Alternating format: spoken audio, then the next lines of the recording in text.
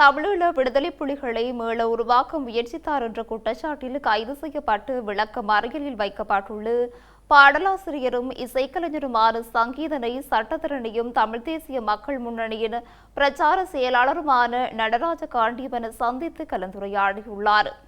கிளிநொச்சியை சேர்ந்த பாடகர் எழுச்சி பாடலை செம்மைப்படுத்தி தனது சமூக ஊடகங்களில் பகிர்ந்த நிலையில் கைது செய்யப்பட்டு எதிர்வரும் 17ஆம் தேதி வரை விளக்கமறியலில் வைக்கப்பட்டுள்ளார்.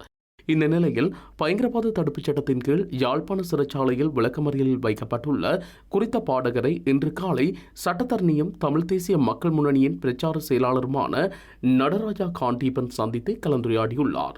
இதன்போது தனது விடுதலை தொடர்பாக தாயாரை தொடர்பு கொள்ளுமாறு பாடகர் சங்கீதன் கேட்டுக் கொண்டுள்ளார். இதேவேளை குறித்த பாடகரின் கைதிற்கு பல்வேறு தரப்பினரும் கண்டனங்களை வெளியிட்டு வருகின்றனர்.